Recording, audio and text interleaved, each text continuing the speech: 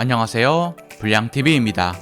오늘 전해드릴 이야기는요, 월드컵에서 가장 아까운 슛을 찼던 한국 선수 탑10을 선정하였습니다. 10위는 안종환입니다. 2002 월드컵에서 2골을 넣었던 안종환이 2006 월드컵에서 세 번째 골 사냥에 나섭니다. 특히 첫 상대 토고를 상대로 안종환은 놀라운 움직임을 보였고 소중한 결승골로 한국의 월드컵 원정 첫 승을 남깁니다. 그런데 안종환은 3분 뒤에 멀티골을 넣을 수 있는 찬스도 있었죠. 상대 골키퍼 아가사는 안종환의 클럽 동료였고 마음껏 슈팅을 때렸지만 아깝게도 엉덩이에 공이 끼면서 찬스가 아쉽게 무산되었습니다. 하프타임에 교체로 들어갔던 안종환이 월드컵 4호 골까지 기록했다면 아시아 역대 최초로 월드컵 연속 멀티골의 사나이가 될 뻔했습니다. 9위는 황선홍입니다. 1994년 미국 월드컵에 나선 한국 대표팀은 스페인과 격돌을 합니다. 이 경기에서 스페인 선수가 퇴장을 당한 후 한국은 매섭게 몰아붙였고 골대를 아깝게 빗나간 이영진 선수의 슈팅은 두고두고 회자가 될 듯했습니다. 그러나 더 아까운 건 1대1 찬스를 놓친 황선홍의 슈팅이었습니다. 너무나 완벽한 찬스였기에 이 골이 들어갔더라면 한국의 월드컵 1승은 이때 이루어졌을지도 몰랐습니다. 8위는 2010년 염기훈. 2010 월드컵에서 한국은 메시의 아르헨티나와 본선 2차전에서 맞붙었지만 유과인에게 헤드트릭을 허용하며 와르르 무너집니다. 이 경기에서 한국은 일방적으로 올렸지만 찬스도 분명 찾아왔습니다. 이청용의 절묘한 패스를 이어 염기훈의 찬스, 하지만 염기훈의 회심의 왼발슛은 골대를 살짝 비껴갔습니다. 왼발잡이에 좋은 위치로 공이 떨어진 것도 아니었기에 염기훈 입장에서는 두고두고 후회하는 장면이 되었습니다. 경기 상황이 2대1이었기 때문에 이 골이 들어갔더라면 경기는 오리무중에 빠질 수 있었죠. 7위는 2002년 황선홍. 2002 월드컵 16강전 전반전 이탈리아에게 가장 위협적인 선수는 안종환이었습니다. PK를 놓쳐 절치부심한 면도 있었고 대부분의 슈팅과 공격 전개에서 그가 등장했기 때문입니다.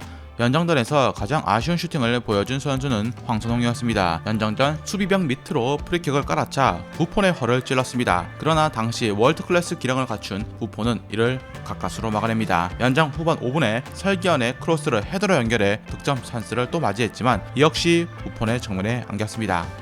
6위는 2002년 박지성.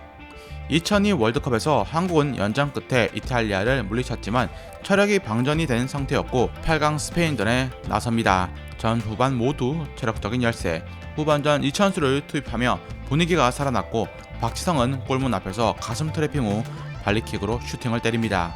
파워 코스 모두 완벽에 가까운 슈팅은 당시 동물적인 선방 능력으로 성장 중이었던 카시아스의 손끝에 걸리고 말았습니다. 이 장면은 8강 스페인전 거의 유일하다시피 한 한국의 득점 찬스 중 하나였습니다. 5위는 2010년 이청용. 2010 월드컵 우루과이전에서 박지성은 그라운드를 휘저으며 우루과이 중원을 혼란에 빠뜨립니다. 그리고 후반 25분 박지성의 킬패스가 이청용에게 연결되었죠. 그러나 아쉽게도 골키퍼 정면에 약한 슈팅에 그칩니다. 찬스 뒤의 위기가 찾아온 걸까요? 9분 뒤 한국은 결정적인 결승골을 우루과이에게 내주며 아쉬운 16강 탈락에 고배를 마시게 됩니다. 4위는 2002년 차두리.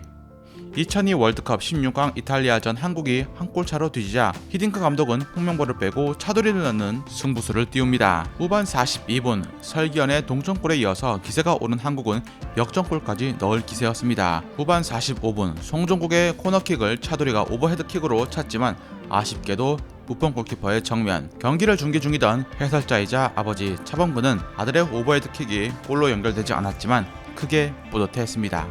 3위는 2002년 이천수.